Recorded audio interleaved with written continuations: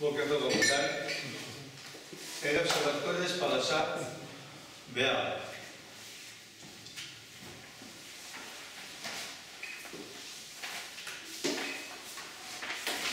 לפני כמה ימים, אחת מבנות ביתי הלכה וקנתה סוודר. קנתה סוודר, והמחיר היה, אם אני זוכר טוב, משהו כמו 100 שקל. הגיעה הביתה, ומה קורה הרבה פעמים כשאישה קונה בגד, מסתכלת במראה, פתאום המראה של הבית זה לא נראה כמו בחנות. ואז היא אומרת, לא, זה לא מתאים לי, רוצה להחליט. טוב, חוזרת לחנות, והיא מבקשת להחליט. בבקשה, כל החנות לפניה פתוחה, יש לך 100 שקל. מחפשת ומה להחליף. והיא לא מוצאת. היא לא מוצאת במה להחליף. טוב, וניסיון אחרון, אולי יש לכם חולצות פשוטות שאפשר להשתמש בכל מיני בגדים? כן, ברור, יש לנו חולצות פשוטות. יפה, אפשר לראות, בבקשה. כמה זה עולה? 50 שקל לחולצה. 50 שקל לחולצה. אבל בכל העיר זה 30 שקל לחולצה. חולצה כזאת בדיוק, אותה פירמה, אותו דבר, אותו. יכול להיות, גברתי, אבל אצלנו זה המחיר. זה המחיר אצלנו. טוב, מה היא עשתה? קנתה, אין ברירה. אין ברירה. אז קנתה 2 חולצות, במקום בעצם, במקום 3, כי כל הסוודר, כן, אבל במקום בעצם, עם אותם 2 חולצות, בכל מקום אחר בעיר, הייתה יכולה לקנות 3. חוזרת הביתה ומתפתח בבית דיון סוער. דיון. האם המוכר הזה רמאי או לא?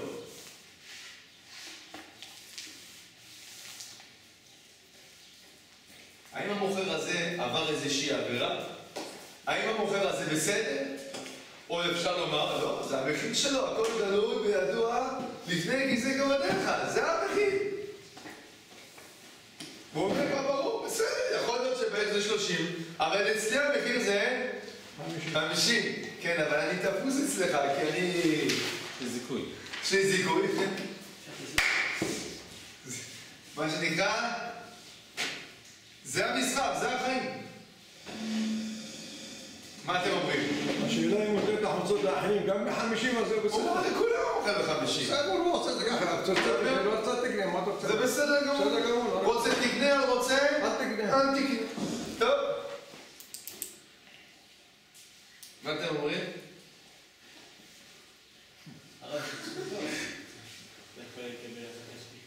לא יכול לקבל בזה. אז אתה לא זוכר מה היה הסיפור, אתה יכול לציין שזה במבצע, אתה יודע, יש מבצעים, לא יודע כמה היה הסיפור. זה לא סיפור מובצע, זה סיפור אמיתי, אבל אני לא זוכר מה היה הסיפור, כנראה זה מבצע או משהו כזה.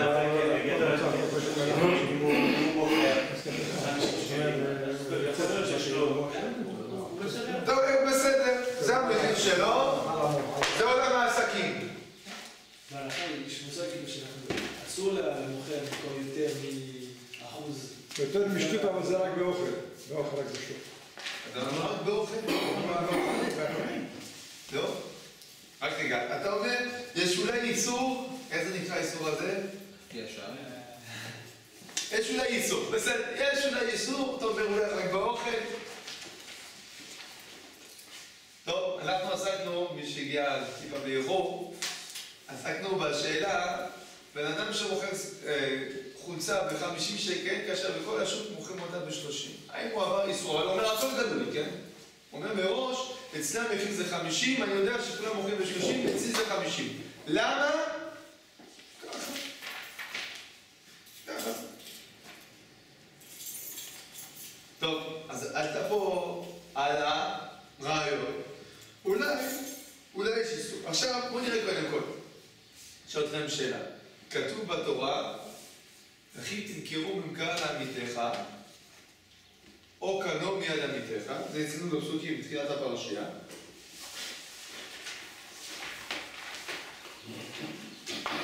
תחילת השני, פרק כ"ה פסוק י"ד. וכי תמכרו ממכר לעמיתך או קנו מיד עמיתך, אל תונו איש את אחיו.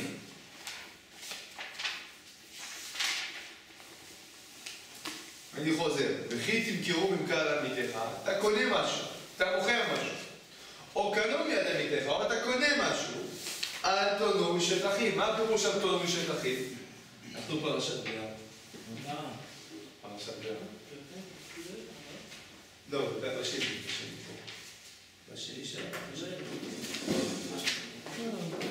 קפה י"ד. בסדר? אז מה הפירוש אל תונו איש את אחיו? מה זה לא לעונות?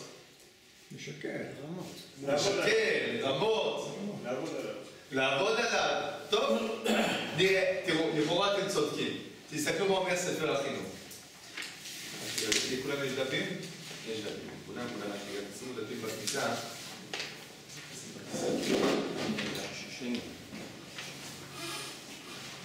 אומר לנו ספר החינוך, שורש המצווה ידוע, כי הוא דבר שהשכל מעיד עליו. ואם לא נכתב דין הוא שייכתב, שאין ראוי לקחת ממון בני אדם דרך שקר ותרמיץ. אי אפשר לשקר, לרמות, אלא כל אחד יזכה בעמלו במה שיחננו האלוהים בעולמו באמת וביושר. אנחנו מאמינים בני מאמינים, יודעים שפרנסה מן השמיים, וזנותיו של אדם כתובים לו בראש השנה, אז אל תשקר, זה לא יעזור לך. ולכל אחד ואחד יש בדבר הזה תועלת, כי כמו שהוא לא יונה אחרים, גם אחרים לא יונו אותו. אז הדבר הזה הוא ברור מאוד. אז אומר לנו ספר החינוך בפשטות, כמו שאתם אמרתם, מה הבעיה? לשקר, לרמות, אבל אם הוא אומר, אצלנו מוכרים ביוקר, זה לא רמות. כולם מוכרים ב-30%, הוא מוכר ב-50%. טוב, לכאורה אתם צודקים, אבל רק לכאורה. בואו נסתכל בגמרא. בואו נסתכל קצת מקורות הלכתיים בדבר הזה. אומרת לנו הגמרא, דתניא, מתי יש דין של הונאה? במה דברים אמורים? בסתם. כלומר, אם מכרתי לך חולצה שווה 30, מכרתי לך אותה ב-50. אתה לא ידעת, לא הודעתי לך, לא כלום. במצב כזה, יש בעיה של הונאה ורמאות, לכאורה. אבל במפרש. אבל אם מפרשים, למשל, מוכר שאמר ללוקח, חפץ זה שאני מוכר לך ב-200, אני מוכר לך את החפץ הזה ב-200 שקל. יודע בו אני שאינו שווה למנה. אני אומר לך, אני יודע את האמת. הוא שווה רק 100. אבל אני צריך ספיישל אחד בשבילך 200. על מנת שאין לך עליי הונאה. אבל אני מבקש ממך, דע לך, אני עושה לך את המחיר איתך בתנאי. אתה מסכים שאין פה דין הונאה. אתה מוכל על ההונאה. אתה מוכל על הרמאות. אין לו עליו הונאה. הדין הוא שזה בסדר. וכן לוקח שאמר למוכר, חפץ זה שאני לוקח ממך במנה, יודע בו אני ששווה 200. כן? אני יודע שזה שווה 200. על מנת שאין לך עליי הונאה, אין לו עליו הונאה. אז זה גם הפוך. גם הפוך. אני הולך לחנות... למשל, זה יכול להיות... אני אגיד לכם דוגמה. ששווה מאוד יקר. והוא מוכר את זה מטעם השוק הפשפשי. מצאתי שם מציע 3 מיליונים, והוא עולה 100 שקל. נכון. אני צריך להגיד לו? נכון. אבל על סמך זה הוא מוכר. נכון. אולי הוא לא יודע. אולי הוא לא יודע. אולי הוא יודע, אבל זה לא משנה. אני צריך פה לעשות... אבל זה המקח שלי, זאת אומרת, זה העדה שלי לבוא ולהגיד, הנכס הזה שווה יותר, זאת אומרת, בסופו של דבר הוא רוצה למכור. אתן לך דוגמה. זה מאוד מצוי, אני אגיד לך איפה זה מאוד מצוי הדברים. אתה מגיע למכולת, ההוא השאיר את המחיר הישן, הם שכחו לשים את ה... לא, זה חוק. זה החוק. כן, הוא שם, עכשיו, הוא נשל, הוא מוכר אורז, אז כעיקרון, נגיד אורז בסמטי עולה 15 שקל, נגיד 12 שקל. והוא, משום מה הוא שם את המחיר של של האורז הפרסה התאילנדי 208. בסדר? פתאום אתה רוצה לעצמך עם אורז בסמנתי יפה, טעים, 4 שקל במקום 15. עכשיו, אתה בא ואומר, אתה בא לקופאית, אתה אומר כתוב 4, יאללה, 4. בסדר? עכשיו, לכאורה, כן? אילולא החוק, אתה לא יכול לעשות דבר כזה. אתה צריך להגיד למוכרת, תשמעי, שימי לב, נכון, כתוב 4, אבל תשימי לב, זה אורז בסמנתי, אורז בסמנתי לא ב4 שקל לקילו, או ל15 שקל לקילו. אם את מוכנה למכור לי ב4, אני אקנה. אני לא קונה בסמנתי. אם אני קונה את האילנדי, אז אם זה בסמנתי במחיר האילנדי, אני קונה, אבל אם לא, אני לא קונה. מותר לי. אבל אני צריך להגיד לה, את יודעת, את מוכנת. עכשיו שימו לב, מה משמע מפה? שאם אני לא עושה תנאי של מחילה, אז מה הדין? הדין שזה אסור גם עם מה? גם עם הכל לדבר. ברור, אומר לו, תשמע, אני יודע, מחיר בשוק זה 100, ספיישל בשבילך 200. אומרת הגמרא, אם הוא לא אומר על מנת שאין לך על היונה, כלומר על מנת שתמחל, מה הדין? אבל זה בגלל שהוא אומר לך אני מוכר לכולם. לכולם, אותו דבר, אין הבדל. צריכים להבין למה, כן? אבל צריכים לדעת. כן? מה המקום שאנחנו חייבים למכור לפי מחיר השוק? האיסור פה, מחיר למכור מכר לביתך, אל תודו שתכין. הכוונה של איסור הונאה שכתוב בתורה, כן? לא כמו שאנחנו יכולים להבין ברמה, בקריאה ראשונה, שהכוונה שזה איסור לרמות, אז לפי חז"ל זה לא איסור לרמות. לפי חז"ל זה איסור למכור שלא כפי המחיר הרגיל. עכשיו, זה דינים חשובים, כן? זה דינים חשובים, והרבה פעמים נכשלים בזה. אז צריכים לדעת שצריכים למכור לפי המחיר הנורמלי. כמובן לא מדובר שיש לבן אדם הוצאות מיותרות ומיוחדות, כן? ברור שבן אדם שמשלם שכירות מאוד מאוד גבוהה במקום מאוד מאוד יוקרתי, אז המחירים שלו הם כוללים גם את זה שהוא משלם שכירות יותר גבוהה. אז זה מאוד מובן, כי הוא נותן גם שירות אחר. אבל אם אנחנו מדברים ברמת שירות שווה, כן? אז המחיר אמור להיות פחות או יותר שווה. פחות או יותר שווה. כמה באמת היחס שמותר? ההטיה העקרונית שמוטלת בהלכה זה 0. אלא מה? עד שישית מחיר זה סטיית תקן נסבלת. אני הולך לשוק. זאת אומרת, לכתחילה אני לא יכול להגיד, תשמע, אני אוסיף קצת מהמחיר, זה בסדר. אני צריך לנסות לכוון למחיר הנורמלי, הטוב, הרגיל, כן? אלא שאם אני, כדרכו של עולם, עשיתי חישוב, עשיתי זה, הוספתי קצת, זה בסדר. אני הולך לקנות נעליים, הוא אומר לי 500 שקל. לא, עזוב, אני הולך. 400 שקל. אתה יודע מה? קח אותם 350, תן תיקח. לא אמר לי, לא מוכר לכלום. הוא אומר לי, המחיר בשוק הוא 500, קח אותם 350, יאללה, סוף היום רוצה לגמור. אני אשתמש בסיפור שלך עוד שנייה, ואני אספר לך את ההמשך של הסיפור. מה קרה בדיוק אחר כך, כשיצאת מהחנות, ועוד רגע, שנייה. עוד שנייה. עוד רגע. עוד שנייה. הרי זה לא הכל להגיד את הדינים פה, אנחנו גם רוצים להבין פה מה השורש בעצם נתחבר. אנחנו הרי לא לומדים עכשיו הלכות הונאה, שזה באמת הלכות חשובות מאוד, אבל אנחנו רוצים להבין את הפסוקים. אבל כדי להבין את העניין פה, אני נכנס טיפה להלכות, כדי לתת את הגבולות של זה דין גמור. דין הונאה. אנחנו נראה עוד דין, עכשיו נעשה שום על אוכל. בלי להיכנס לכל פרט ופרט, אני יודע למשל בחנות תכשיטים,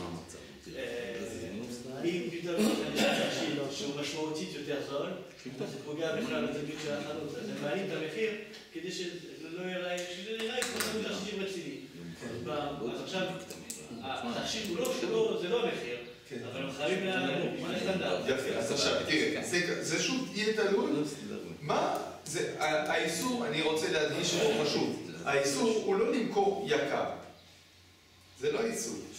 האיסור הוא למכור יקר יותר ממחיר שוק. ואני אסביר.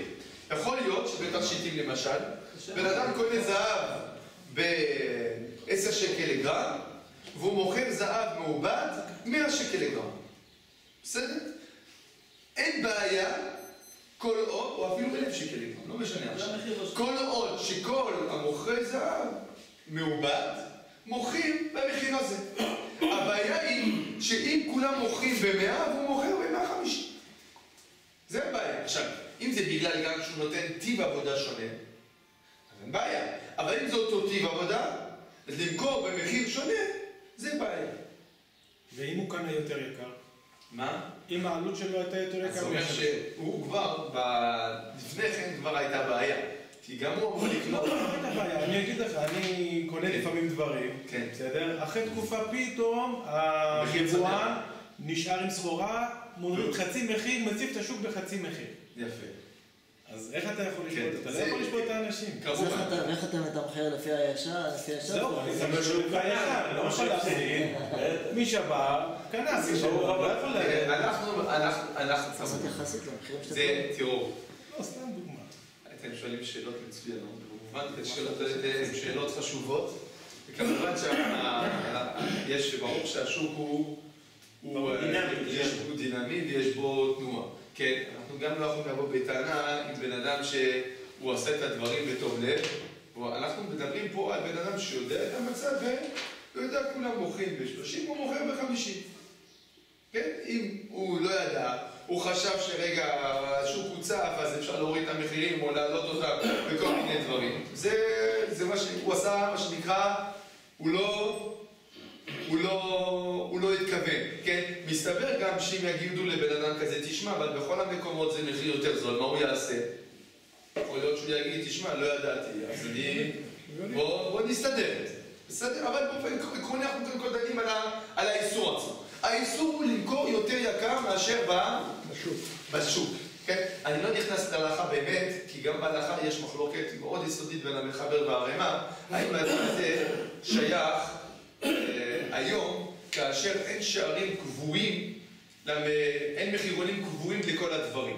יש בזה מחלוקת מעניינת בין המחבר והערימה, וצריך לדעת שלפי הערימה יש עדיין איסור גם היום, כך שוודאי שלכתחילה צריך להשתדל להיזהר בדבר הזה. עכשיו בואו נראה עוד מקרה. אור גרד הבן הקש הרשך אל עזבונן. היה אחד שהיה מוכר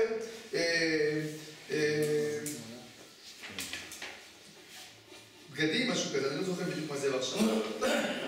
קרא שיטה ושווה 5. הוא היה מוכר את זה ב6, וזה היה שווה 5. עכשיו, ואם יבוא ל5 או פלגה, אם היו מתווכחים איתו במחיר ומוכרים לו ב5.5, מה קורה? היה בסדר, יאללה, כמה 5.5. טוב, אתה הוא גברה ואמר, הגיע אחד ועשה חשבון. יאללה, ל5 או פלגה, אם אני ניתן לו 5.5, אז היה מחילה. אז זה עדיין בתוך הסטיית תקן האפשרית, ובסופו של דבר, אז אני אשלם 5.5 במקום 5. אתן לשיטה בדבר לדינה, אני אתן יותר טוב. אני אתן לו 6, ואז אני אתבור אותו לדין, על זה שהוא מוכר יותר יקר מהמחיר. אתה לקמא דרבא, הגיע לפני רבא, אמר לא שווה לו לוקח מנת הגלה, אבל לוקח מבעל הבית אין עליו עונה. מה שכל הדינים שאנחנו אומרים, זה מי שעושה מסחר, אבל מי שקונה מבעל בית פרטי, שמוכר את החפצה והאישיים, זה דבר אחר. כשבן אדם מוכר את החפצה והאישיים, זה לא סחורה. זה בעצם, זה החפצים שלו, זה דין אחר. כל מה שאנחנו עסקנו בזה לסחורה. אבל כל פנים, מה אנחנו רואים פה? הלוקח, מה קרה פה? הוא ידע הכל. הוא ידע הכל. ועדיין... קנה בחיוב ככה, בשביל לתבוע אותו. אז עכשיו אני שואל, מה הבעיה באמת? מה הבעיה? אתה יודע הכל, מה הבעיה? מה הבעיה בעולם? לפעמים שאין לך ברירה. לפעמים שאין לך ברירה, ואז מה? אתה מנצל אותו. אני מנצל אותו. זה מצד מה? מצד רמאות? לא, זה לא רמאי, הכל ברור. אז מצד מה? אני אספר לכם את הסיפור של רבי ברם. ההוא הגיע לקנות נעליים. אמרו לו 500, זה מחיר שוק. טוב? אז 400. 350, רק בשבילך, 350, אתה תראה, אתה לא מתחתת באחריות, הוא יצא, פתאום מה רואה בחנות ממול? 350. זה המצב הטוב. מה המצב יותר גרוע? הוא יוצא מהחנות, מה רואה בחנות ממול? 250. אל תדלג, לפני שאני הולך לעבוד, אני בודק עושה סיבוב. זה אתה. אבל מה שאני אומר, הרעיון שלך בעצם שהעולם לא יהיה, איך אומרים, בדיוק, שיהיה כל הזמן, כל אחד ירמה את השני, זה מה שיקרה. אני לא ממצא את רמאות. עכשיו, מה קורה לך כשאתה קנית את הנעליים ב-350 ואתה פתאום רואה אותם ב-250? אני אומר לעצמי שאני פראייר, לא, הוא עבד עליי. אני לא הוא נכנס... עבד עליי. לא, אני פראייר, לא עבד. אבל לפני שאומר הוא עבד עליי, כאילו, נכון, אז מה התחושה שלך? אחרי זה קיבל בכלל. מה התחושה שלך? דפקו אותי. יפה, כל זה נכון, 100% נכון. הבעיה העקרונית, אתה מצטער. יש לך צער. אבל למה האחריות חלה יותר על המוכר מאשר על הלקוח? כמו שהוא ברק, הוא צריך להיות בסיום, הוא צריך להיות אחרי השוק, הוא צריך לבדוק.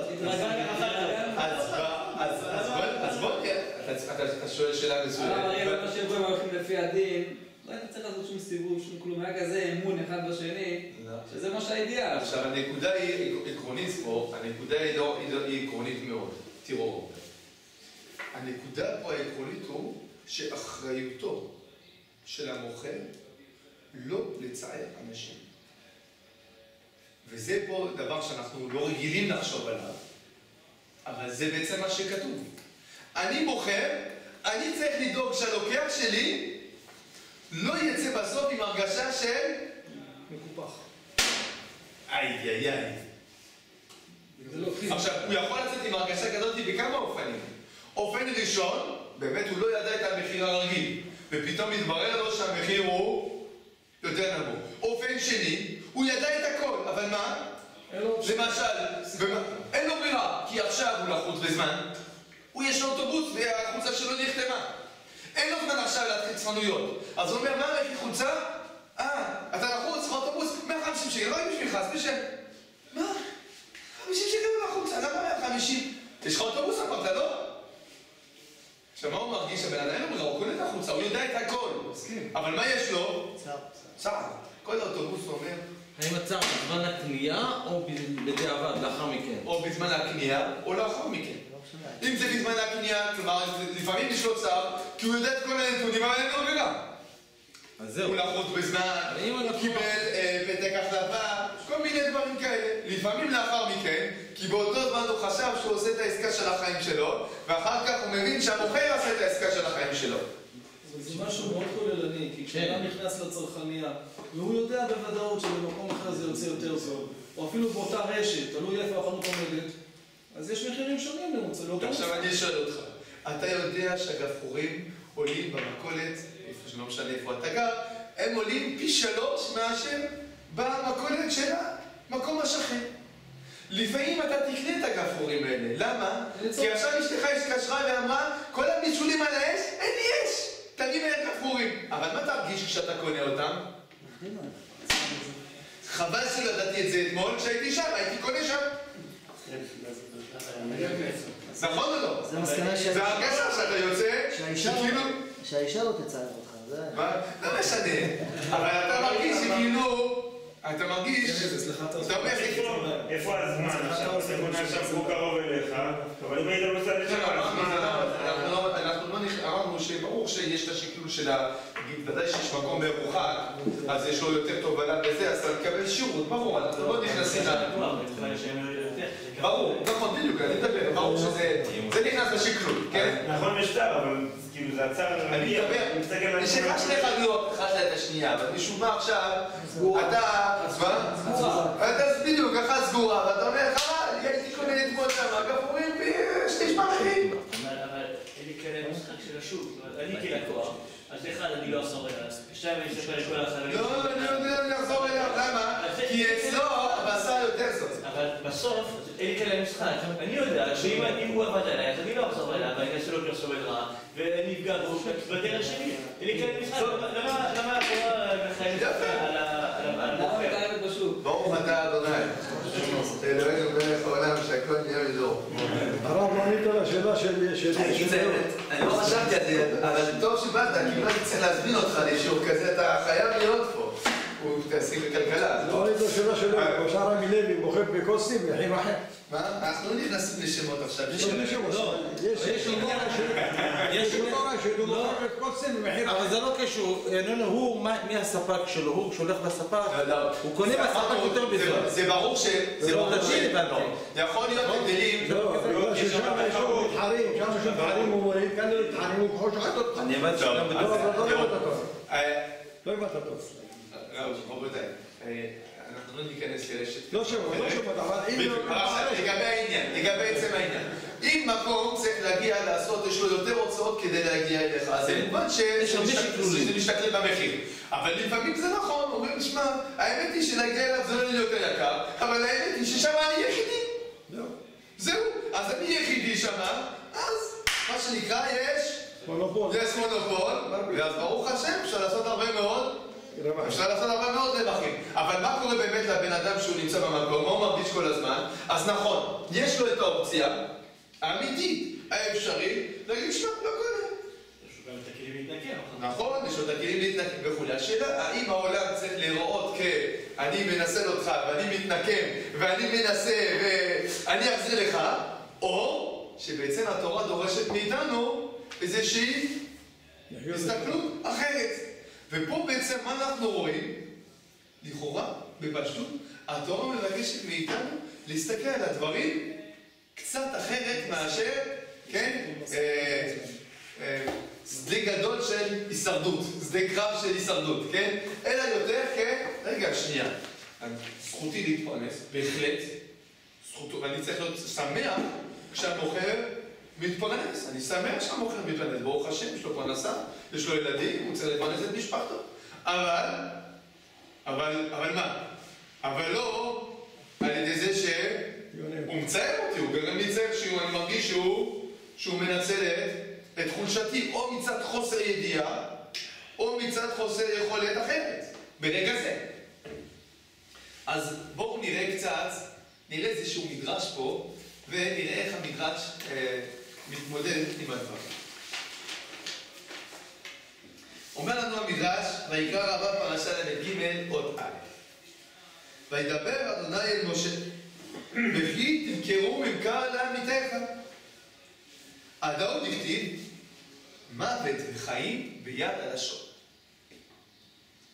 ותרגם הקילס, מצטר המוכירים מוות, מכאן חיים מוות מכאן וחיים מכאן.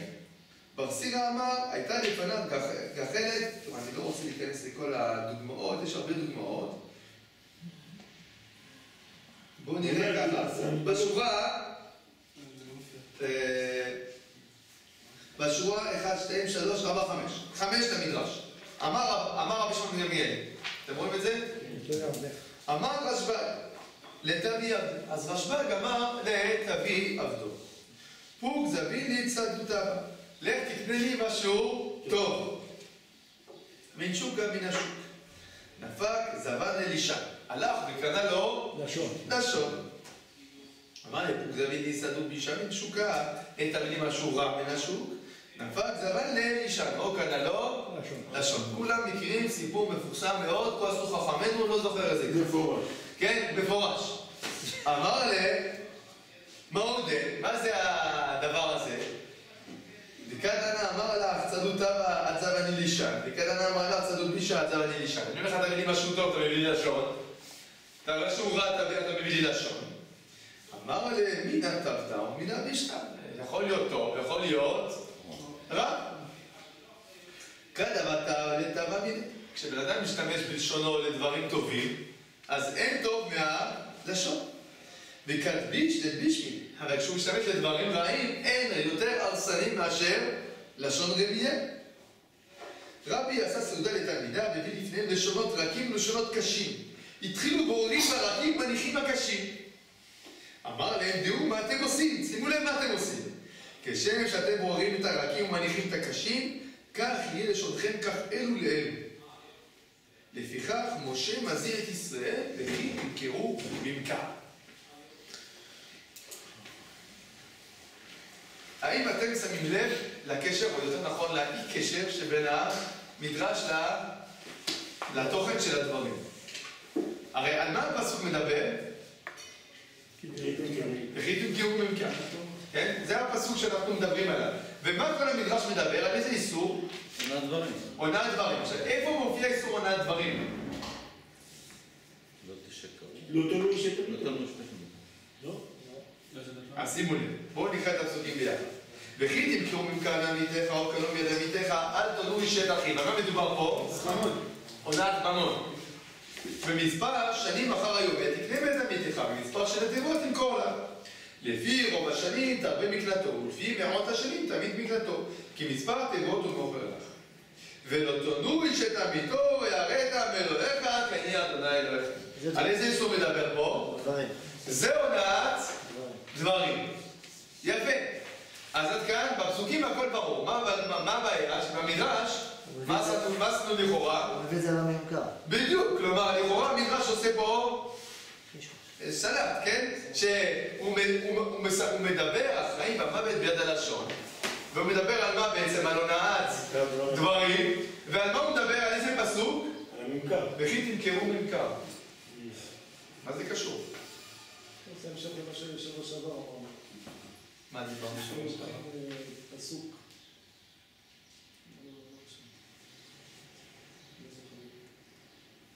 מה? כן, בואו נקשיב. מה הקושי בפסוק? מה הקושי בכי תמכרו ממכר? אנחנו יודעים, אם המדרש דורש, כנראה שיש פה איזושהי קושי. אז מה הקושי? לכל הפחות מה הקושי הטכני? אז לכאורה, וכי תמכרו איש לעמיתו, זה מובן. כן? הרי, מה כתוב? וכי תמכרו לעמיתך, או קנו מעמיתך. אז מה אני צריך? וכי תמכרו ממכר. טוב, אז תגידו לי אתם, מה פשוט המילה ממכר?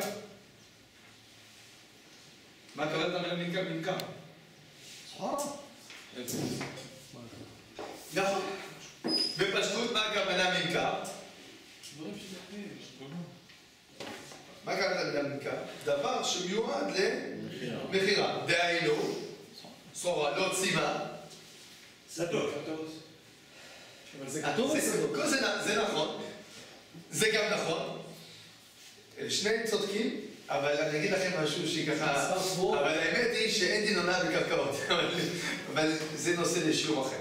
עכשיו, למה לא? כן? אבל... הוא מוכר את התבואה הוא מוכר, לא את השדה. כן, נכון. הוא מוכר תבואה, הוא לא מוכר שדה, ואין דין הונאה בקרקעות, אבל יש איסור הונאה בקרקעות. כך כותב הרמב"ם. אבל להוציא יותר פשוט, להוציא דבר שהוא לא סחורה. דהיינו... דיבור. ייעוץ, זה יכול להיות, זו שאלה מעניינת, אבל דבר שהוא לא סחורה, חפץ פרטי.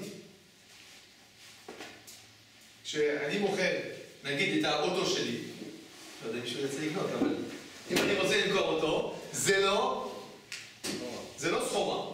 אם אני, איך קוראים לזה, סוכן מכוניות, אז אצלי המכונית היא סחורה. אז כשאנחנו מדברים על ממכר, הכוונה דבר שעומד להימכר.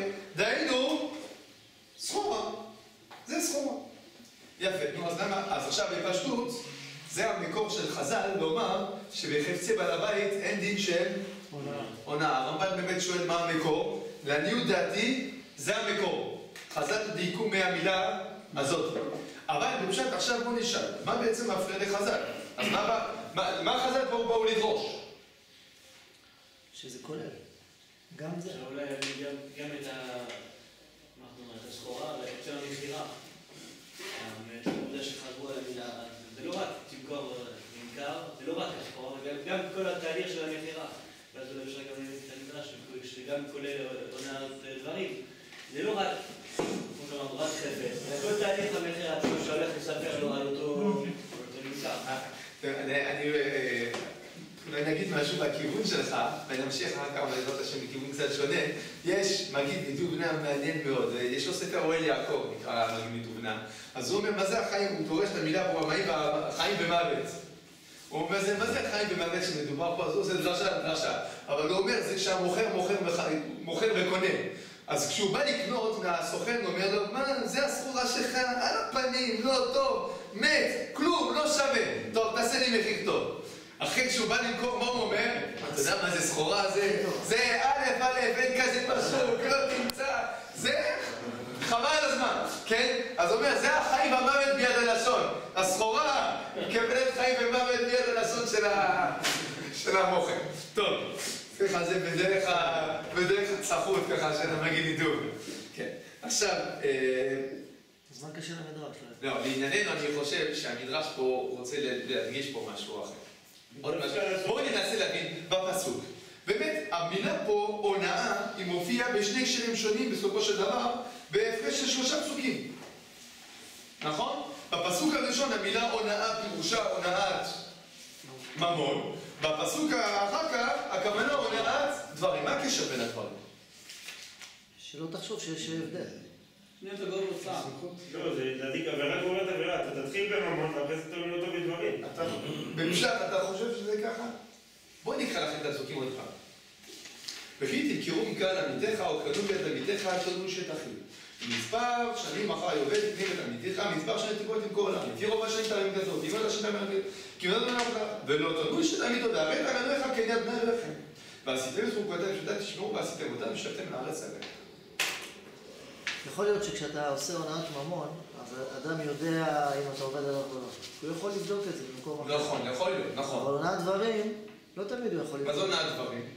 אתה מייעץ לו משהו שאתה חושב שהוא ייעץ לך נכון, אבל בעצם... זה לא בדיוק זה הונאת דברים, זה לפני עיוור, מה שאתה אומר. מה זה הונאת דברים? אני רואה בן אדם חזר בתשובה, וככה אנחנו עוסקים באיזשהו נושא, ואני אומר לו, בטח, אתה שולט בדברים האלה, אתה מכיר את כל העולם הזה. כן? אז עכשיו מה עשיתי לו עכשיו? כן? ציירתי אותו. זה נקרא הונאת דברים. אני רואה גר, ואנחנו מדברים על בשר, והוא אומר, טוב, האמת היא שבשר חזיר זה בשר מאוד מאוד טעים, זה ידוע. ואז כולם מסתכלים ואומרים לו, בטח אתה יודע. זה הונאת דברים. זה הונאת דברים. עכשיו, לצער בן אדם... רש"י אומר את שני הדברים. מה? רש"י אומר מה שאתה אומר? אני לא זוכר דבר כזה. עכשיו אני רואה. הוא אומר גם הקנטה וגם לא יעשינו עצה שאינה הוגנת. יפה מאוד. אתה צודק, רש"י מביא גם פה... את שניהם. שני הדברים שאמרת. אתה מעורר בי עכשיו שאלה גדולה, כי לכאורה לעשות עצה שאינה הוגנת לו, החכמים דורשים את זה על לפני עיוור. טוב, זו שאלה מעניינת. הדוגמאות שהגמרא מביאה בכל אופן, בלא תונו, זה גמרא הרי בבא מציעא דף נ"ו. הגמרא מביאה שם דוגמאות של לצער, כן? הגמרא מביאה את הסיפור המפורסם הזה של רבי אליעזר ורבי יהושע, כן? של הנורו של אחנאי, כל הסיפור הזה, זה בהקשר הזה, של לצייר בדיבור. טוב, הוא מתייחס זה שאלה מצוינת. לא, הוא אומר, ויראת מאלוהיך. כן, כן, בהונאת ממון לא כתוב ויראת מאלוהיך. נכון, כי פה רוצה לומר גם שיש פה שהוא לא יודע. הוא לא יודע, אז תיזהר, הקדוש ברוך הוא יודע. בממון אתה יודע. זו שאלה טובה מאוד. טוב, היה רע במקום. אני צריך להסתכל על זה. על כל פנים, באופן בסיסי, הונאת דברים, הכוונה לצייר בן אדם בדיבור. עכשיו, אני מבין בפשטות רבותיי, שהדין של הונאת ממון הוא סניף של הונאת דברים. אני חושב שזה מה שכתוב בפשט. כי בעצם מתחילים, אומרים, תשמע, אתה עושה עסקים, אל תונה אותו, ואז בסוף מסיימים בכל הדין הזה, ואומרים, ובאופן כללי, כן? אל תונו איש את עמיתו. עכשיו, למה התורה מתחילה באמת מהדין של מסחר? מצוי יותר, נכון? אולי עוד סיבה. כלומר, מה קורה במסחר? שימו לב איך המדרש מסיים. לפיכך משה מזהיר את ישראל וכי תמכרו ממכר. על מה צריך להזהיר? יותר שייך, יותר מוציא בלב של האדם. כלומר, למה יש חולשה במסחר? יפה, למה יש חולשה במסחר? כי מה הבן אדם אומר? רבי דוד, מה הבן אדם אומר? הוא נכנס לו יותר כסף, שם שהוא מקליט אותו... נכון, אבל עוד סיבה, זה נכון, אבל יש עוד סיבה פשוטה מאוד. מה בן אדם אומר כשהוא עוסק במסחר? הוא יכול להגיד שני דברים מאוד פשוטים. הוא יכול להגיד דבר ראשון, מה זאת אומרת? זה הכללי, מה זה המשחק? כלומר, הוא יכול להגיד, מה, תסתכל איך אנשים סוחרים, כולם סוחרים ככה, זה כללי המשחק של המסחר. ולכן דווקא פה, התחושה, אני פעם שמעתי סיפור מזעזע. סיפר לי בן אדם, אני שמעתי אותו במו אוזניי, ונבלתי מהכיסא כששמעתי אותו. הוא אומר לי, תשמע, רציתי לקנות בית, תל אביב. הבית עולה $3 מיליון. $3 מיליון. שאיזו זקנה מוכרת את הבית. עכשיו, הזקנה לא מבינה עניינים, אז היא ביקשה מקבלן, לא מקבלן, מעורך דין, למכור לה את הבית. אני באתי, כאילו, הוא בן אדם, לא אני. אז הבן אדם אומר, אני באתי לעורך דין, אמרתי לו, קח 400,000 בשבילך, פרטי בשבילך, ונסגור את העסקה ב1.8 מיליון. מה עשה עורך דין? מסכים? אני הייתי אמרתי לו, מה? איך אתה עושה דברים כאלה? מה, מסכנה? מה, אין לך טיפת מוסר? מה התשובה? מה, כולם עושים ככה. מה זה המשחק? ככה עושים. מה אתה חושב? איך מתעשרים? טוב. באה התורה ואומרת, וכי תמכרו ממכר. אני אשם. אתה עושה סחורה. אל תתחיל להגיד לי, תשמע, זה עבודה, זה פרנסה, זה סחורה. אני לא רוצה לצער אותו, אני לא עושה את זה כדי, אני לא אומר לו, תשמע, אתה גר ותזכור את מעשיך הראשונים. אני עוסק בסחורה, בפרנסתי עכשיו, זה מה? זה הקרב של החיים. שהוא ייזהר. אדם לאדם זה. נכון, אדם לאדם זה, שהוא ייזהר. מה, מישהו מונע ממנו להיזהר? שהוא ייזהר. אומרת התורה, לא. וכי תמכרו ממכר. ואז פתאום המדרש מתחיל לדבר? עונה דברים. כי אומר לנו בעצם המדרש, אתה צריך להבין. אתה, בסופו של דבר, בעצם מה הכוונה? אני חושב שהמדרש, המדרש רוצה לומר לנו, תראה, התורה מדברת על הממכר, לומר לך שאפילו בממכר יש לך בעיה של הונאת דברים. גם בזה, גם שם כשאתה עושה סחורה ואתה חושב לכאורה זה תחום שאני צריך לדאוג לעצמי, באה התורה אומרת לא, אל תונו בשטחים. אתה צריך להיזהר גם כן, לא לצייר את חבריך. וכולנו מרגישים את התחושה הזאת של צביטה בלב הכי קנייה, שאתה מרגיש שמה? עבדו עליי. התחושה הזאת אסור לגרום אותה ליהודי. עכשיו כמובן, כמו שאמרנו, המוכר הוא גם לא, הוא צריך, אין זהירות על אין קץ, אבל צריכים לדעת שבאופן עקרוני יש תביעה כזאת. יש תביעה כזאת. מסחר זה לא כזה פשוט כמו שחושבים. יש תביעה כזאת. אנחנו רואים פה עד כמה התביעה המוסרית של התורה היא גבוהה. שאפילו במסחר יש לו דין כזה. מי שקונים מי שעבר עדיין, מוכר שם, מוכר מונה. כן. האם הקונים גם עובר על זה? ברגע שהוא קונה? מה זאת אומרת? הוא מוכר יקר, אתה קונה ממנו? כן. האם אתה עובר על זה? משום שאתה מסייע. האם יש דין של... סייע, לא עובר, מה? תראה, אם אתה מתכוון לתבוע אותו... לא. אז אתה מוכר. אתה מתכוון למחול, ואתה אומר לא, אני רק מדביק רק ש... מי לא... מי לא שואל 3 שקל? הרי יש אנשים שקונים אחרי מישהו שקל. גם. למרות שהייתה חייבת, אבל אנשים שלא חייבים, כי הם קונים. אז הם קונים, הם יודעים שזה... בוא נגיד ככה, בדרך כלל, מי שיש לו ברירה, הוא לא יקנה במקום היקר. אלא אם כן, הוא... אין לו אפשרות אחרת. זה אם אנשים פועלים בצורה רציונלית, אבל שזה לא קורה.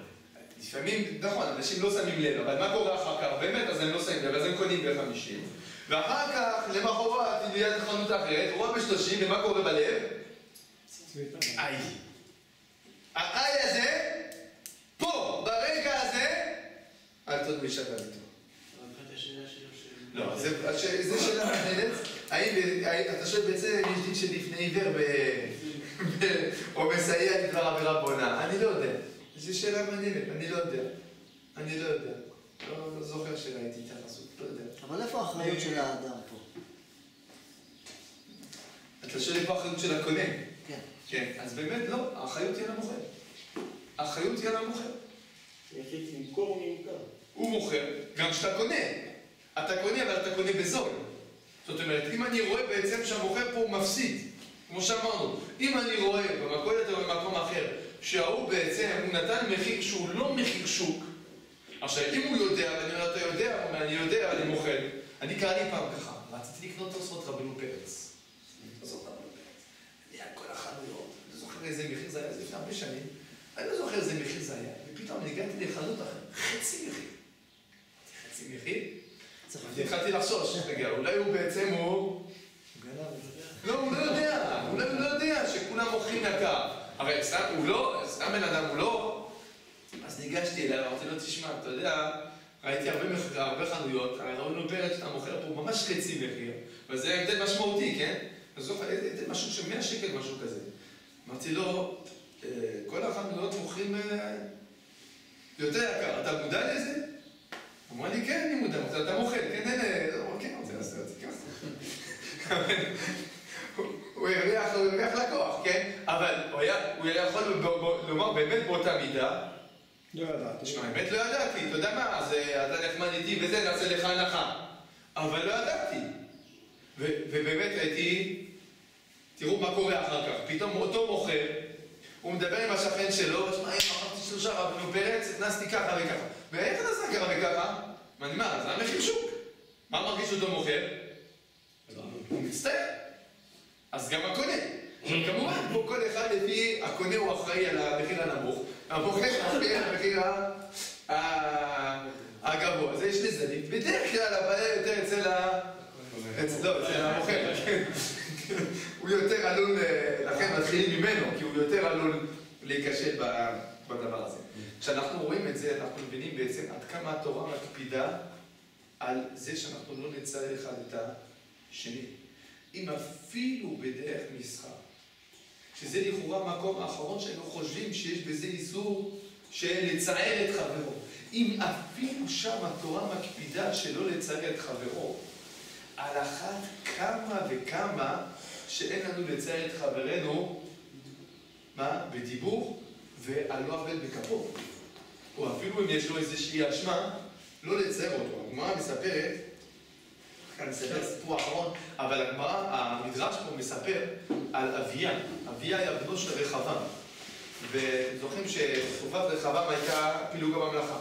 ירבעם לקח את שבטי ישראל איתו, ורחבעם נשאר. עכשיו, בתקופת רחבעם רצה לכבוש בחזרה את שבטי ישראל. הנביא בא ואמר לו, אל תעשה מלחמה. אז הוא לא עשה מלחמה. אבל בתקופת בנו אביה, אז הייתה מלחמה גדולה. ואביה היו רק 2 שבטים מול 10 שבטים.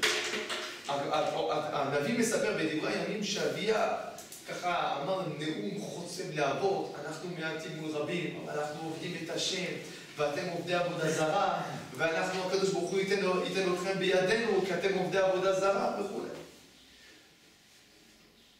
הייתה מלחמה, אביה ניצח והרג 500,000 חיילים מישראל.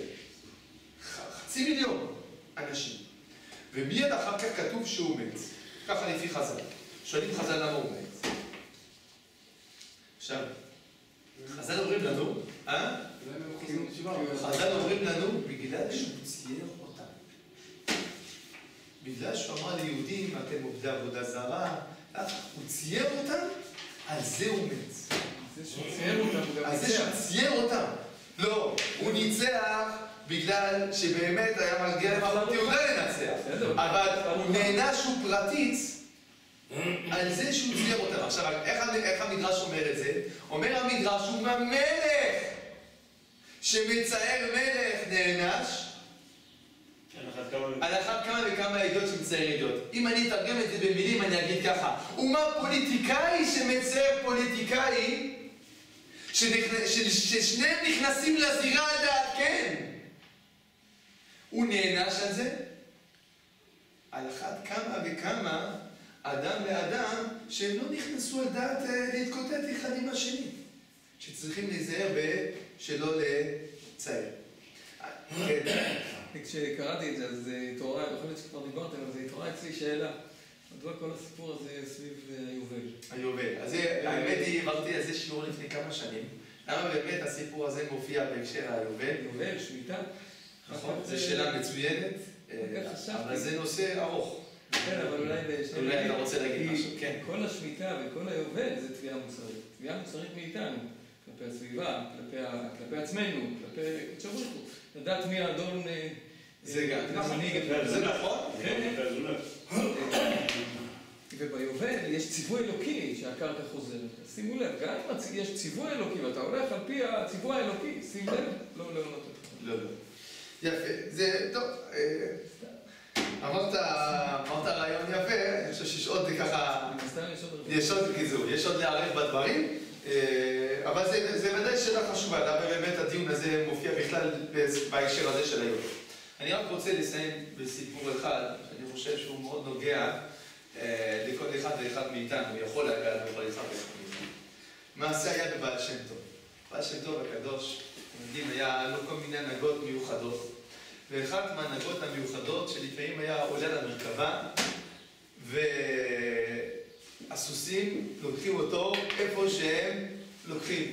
היה לו ככה גוי אחד שהיה אמור להנהיג את הסוסים, אבל הגוי היה מנהיג את הסוסים כשהוא נותן את הגב לסוסים, ופשוט הסוסים דוהרים איפה שהם. יום אחד, יום חמישי, אחד בלילה, הבעל שם טוב עולה על המרכבה עם 3 תלמידים, והוא אומר, איו, טוב, הסוסים מתחילים לדהור, דוהרים, כל הלילה, על הבוקר, עוצרים, ממש יום שישי בבוקר, עוצרים ליד, יש טירה נפלאה, יפהפייה במקום אחד של הכביש, ומצד שני, איזשהו צריף עלוב מאוד בצד השני. עוצרים, כלומר, הסוסים עוצרים, כן? והבעל שם טוב אומר, טוב, כנראה הגענו אל המקום שצריכים להגיע. יוצא בן אדם מהצריף, נראה כזה פרצוף של שודד ורוצח, פנים חמוצות מאוד. מה אתם רוצים פה? אז הבעל שם טוב אומר, בבקשה, אנחנו מבקשים לשבות שבת פה במקום. יש אפשרות לשבות שבת? שבת? אצלנו פה? מה, אני מכיר אתכם אתם בטח שאתם עושים תפילות ארוכות וקידוש ארוך, לא, אין לי כוח לכם. אם אתם רוצים שבת אצלי, זה רק בתנאי אחד, זה לפי התנאים שלי. אני אומר לכם מעכשיו, תפילה 15 שעה, קידוש חצי דקה, עד שגעו אותי. טוב, החסידים כבר ככה פניהם נופלות, מה איזה מין שבת הולכת להיות לנו? עוד יותר נתהמים, כשהבעל שם טוב אומר, בסדר גמור, מה שכבודו אומר, אנחנו נעשה. נכנסים לצריף, צריף צפוף, כן? באמת מגיע שעת המנחה, רק החסידים מתחילים ככה להתכונן, הוא כבר מטיס את התפילה, הוא כבר, אני לשבת, טוב, אולי קבלת שבת תהיה יותר טוב, לאחד עוד לקחת קלה, בואי קלה, זהו, סיימנו. וכן עלה כל התפילה, מטיס אותה, קידוש חצי שנייה, הם לא, הם כבר רק רצו לרחוז את הכוס, ככה כרגיל, אין. כל השבת עוברת שבת נורא. וכל הזמן ההוא לא מפספס הזדמנות אחת לרדת אליהם. כן, אתם החסידים, אז עושים את הזמן, מבלי עולם, לא עושים כל החיים, רק מתפללים, כל הזמן יושבים, מה זה הדבר הזה? וכל הזמן חוטפים, והבעל שם טוב,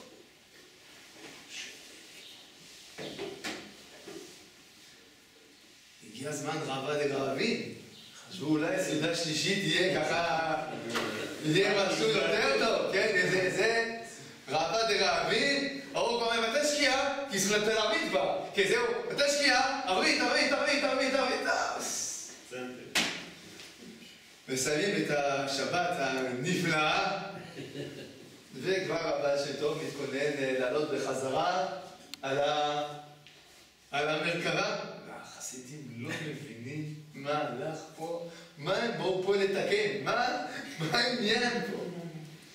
פתאום יוצאת מהטירה איזו אישה, ככה יפה, אצילית, והיא פונה לבעל שם טוב, רבי הקדוש, כן גברתי, אולי תבוא לאכול אצלנו סעודת מלווה מלכה.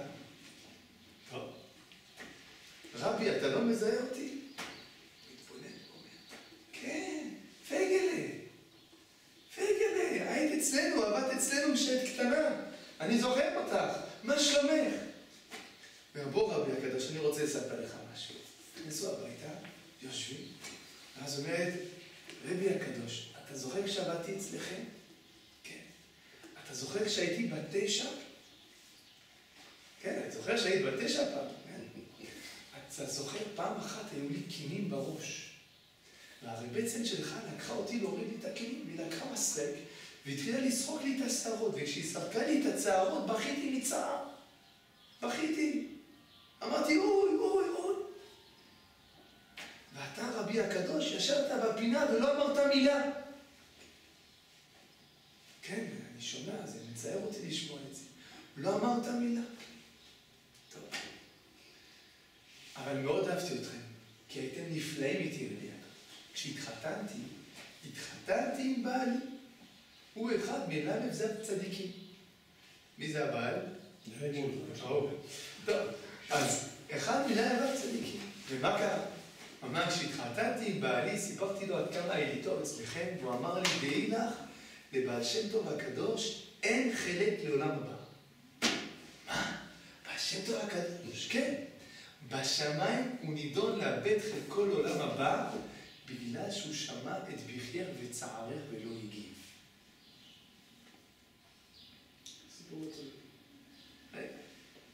ואז אמרתי לו, תעשה משהו, תעשה משהו. אז בעלי התפלל, והוא קיבל ששבת אחת הוא יוריד לך מעונג שבת, כי שבת מעין עולם הבא, ותוכל לקבל עולם הבא. ואז הבעל חזר, עכשיו הוא נראה כמו... צדיק. כן, אחד מהלבבניקים. עכשיו, תעזרו את סיפור צדיקים, לא סיפור צדיקים, זה לא העניין. העניין הוא שיכול להיות לקחות לכל אחד ואחד מאיתנו, לפעמים, אפילו להיות קצת אדיש לפעמים. הם יכולים לשמוע ילד בוכה באמת, ולהגיד, טוב, זה יעבור, זה יעבור. כן, לא מעניין, מבחינה חינוכית באמת זה פלא סדין, אז בסדר, כן? אבל לפעמים, העצלות שבנו, או טיפה ככה מקשיחים את הלב. ולא מאבדים על זה עולם הבא, הקדוש ברוך הוא רחמן, כן? אבל, אנחנו גם לא בעל שם טוב הקדוש, אבל ללמוד מזה, מהדבר הזה, אנחנו צריכים להתרגל, להיות אנשים רגישים. וגם כשיש לנו את כל הסיבות שבעולם, פרנסה וטובת הילדים שלי, ואני צריך להביא לכם הביתה וכולי, התורה אומרת לנו, אל תונו שתמיד. אנחנו צריכים להיות רגישים לצער של הזולת. אם אנחנו לומדים את המידה הזאת, להיות רגישים, להיות אנשים עם לב גדול, אז בעזרת השם, הדבר הזה יביא לנו, לילדינו, לסביבה שלנו, הרבה נועם, הרבה רוגע, הרבה שמחה. כן? זה נטייה, יש לנו לפעמים נטייה. אני אומר לילדים, כי לפעמים יש לנו נטייה יכולה להיות נטייה עם ילדים, אתה שומע אותם רבים ואחד בוכה, ואתה אומר, ראש יסתדרו ביניהם, כן? זה תמיד עוזר. זה נכון. אני לא אומר שזה לא עוזר. הפוך, כשההורים מתערבים, זה עושה יותר דבר. אני לא נכנס, אני אומר עכשיו, אני לא נכנס עכשיו בדיוק לשיקול החינוכי. אני אומר, לפעמים זה שיקול חינוכי, אבל זה לא צריך לבוא מתוך עצלות ואי אכפתיות. אלא האכפתיות צריכה להיות פה, ואחר כך, אחרי שאני באמת שומע את הצער, ואני מפנים את הצער, להחליט האם זה נכון להגיב עכשיו, או לא נכון מבחינה חינוכית, אבל לא מתוך עצלות ואדישות. אדישות זה אחד הדברים הכי נוראים, ואנחנו רואים פה איך התורה, כן, ואיך המדרש מדגישים את הדבר הזה.